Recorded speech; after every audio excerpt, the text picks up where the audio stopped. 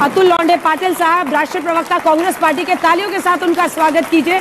हमारे साथ सलमान निजामी जी मौजूद हैं जो कि चीफ स्पोक्स पर्सन है गुलाम नबी आजाद साहब की पार्टी के, और दो बेहद खास मेहमान हमारे साथ सेना का पक्ष रखने के लिए यहाँ पर जुड़ रहे हैं।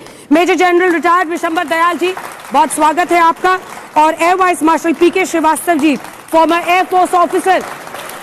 एयरफोर्स पर आजकल ज्यादा तालियां बज रही है सर, लोग इंतजार कर रहे हैं, सबको लग रहा है बालाकोट एयर स्ट्राइक्स की तरह कब हम, और ये जो गंगा एक्सप्रेसवे की आ रही तस्वीरें हैं वो भी लोगों में जोश भर रही हैं, जब हम राफेल से लेकर तमाम विमानों को वहां पर टच डाउन करते हुए देख रहे हैं। इन सबका क्या मायने है, हर जो विमान वहां पर गरज रहा है उसकी क्या खूबी है, खासियत है, ये सब आपसे पूछेंगे। लेकिन उससे पहले बड़ी खबर आ रही है, क्योंकि देखिए हमें इस बार जगुलर वेन कहा था ना, मुनीर, हाफिज मुनीर ने, जो जनरल है उसका नाम आसिम है, लेकिन कहते हैं उसको हाफिज मुनीर, क्योंकि दरअसल वो एक मौलाना ही है जो उस बेच में बैठा हुआ है, और वही शख्स है जिसने जगुलर की बात की थी। तो इस बार हम जगुलर के लिए जा रहे हैं, और वो क्या है, महंगाई में आटा गीला। जब तंगी में आटा गीला करना है आपको पाकिस्तान का, तो चारों तरफ से गला दबाना होगा, और इस बार IMF की तरफ इंडिया जा रहा है। क्यों? क्योंकि एक बार फिर कटोरा लेके पाकिस्तान पहुंचा है, और इस बार जो अब तक की मिली जानकारी है, मुझे लगता है वो लगभग $7 अरब मांग रहे हैं उनसे, $7 अरब मांग रहे हैं। तो ये पैसा नहीं मिलना चाहिए पाकिस्तान को। भारत दिखाएगा। ख्वाजा आसिफ क्या कह रहे हैं, खुद कह रहे हैं कि 30 साल से हम आतंक का काम कर रहे हैं, तो IMF क्या आतंक को स्पॉन्सर करेगा?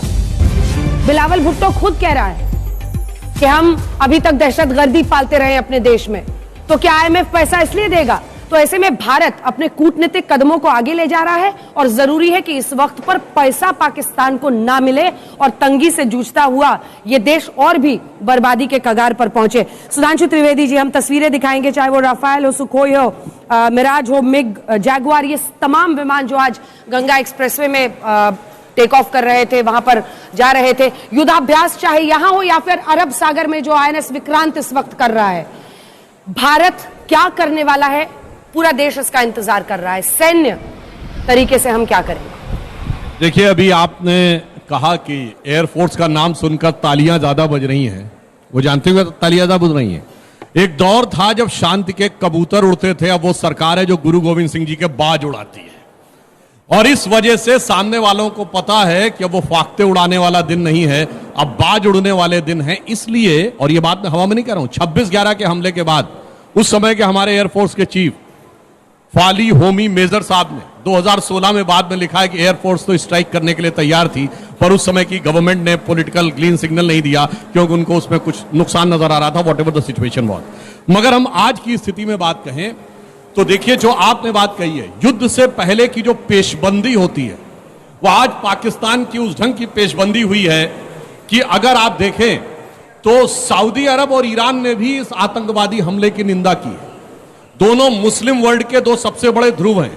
सऊदी अरब सुन्नी मुस्लिम वर्ल्ड का लीडर है, और ईरान शिया मुस्लिम वर्ल्ड का लीडर है। आज चाइना बहुत सोच समझ के बोल रहा है, उससे सिर्फ ये कहा निष्पक्ष जांच होनी चाहिए। क्यों? आज चाइना कैश 22 सिचुएशन में फंसा हुआ है, क्योंकि जो टैरिफ वॉर है उसमें अमेरिकन मार्केट उसके लिए क्लोज हो चुकी है, यूरोपियन मार्केट उसके लिए क्लोज हो चुकी है। अब हसरत भरी निगाहों से भारत की मार्केट की तरफ देख रहा है। आप याद करिए, 15 दिन पहले की बात है जब चाइना की तरफ से स्टेटमेंट आया था, now it's a time for dragon elephant tango. अब वो फंस गया। पाकिस्तान का साथ देता है तो इंडियन मार्केट खत्म। अब अगर यूरोपियन, अमेरिकन, तीनों इंडियन मार्केट खत्म, तो एक्सपोर्ट बेस्ड इकोनॉमी कहां लेके जाएगा? They will be in the serious threat of going to economic recession.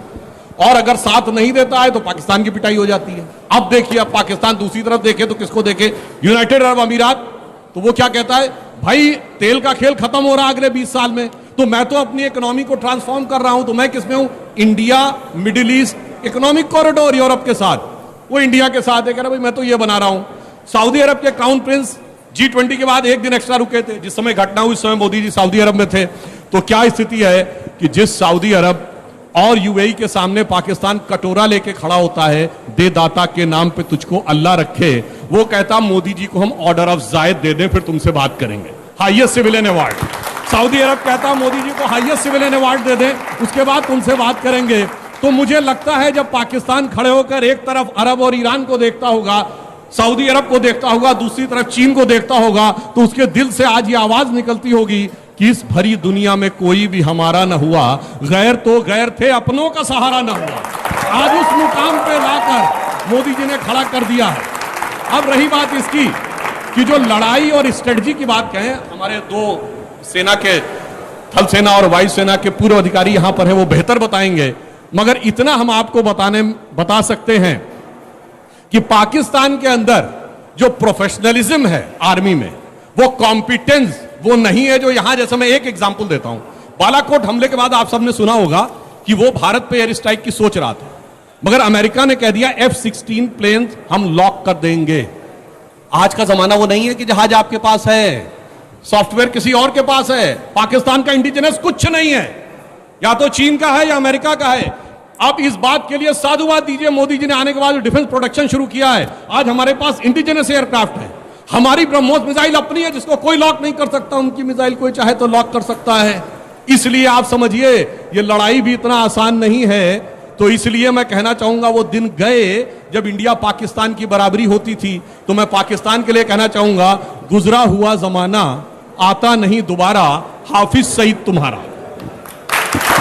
लोग तो इंतजार कर रहे हैं, एक सेकंड आ रही हूं मैं अतुल जी, उससे पहले लोग तो इंतजार कर रहे हैं कि इस बार हम क्या करेंगे। सर, आपने एक स्टैंडर्ड एक बार रेज किया है, जैसे उरी में 2016 के बाद हमने सर्जिकल स्ट्राइक किया, फिर बालाकोट के बाद हमने एयर स्ट्राइक्स किया, पुलवामा के बाद बालाकोट एयर स्ट्राइक्स किया।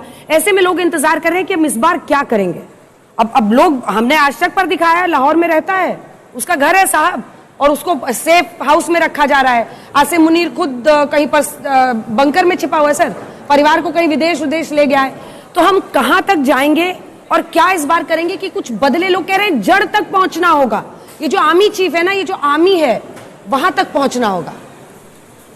देखिए, जो क्या करेंगे ये प्रधानमंत्री जी ने साफ कह दिया है कि जिन्होंने किया है उन्हें धरती के छोर तक ट्रैक करके दंड दिया जाएगा।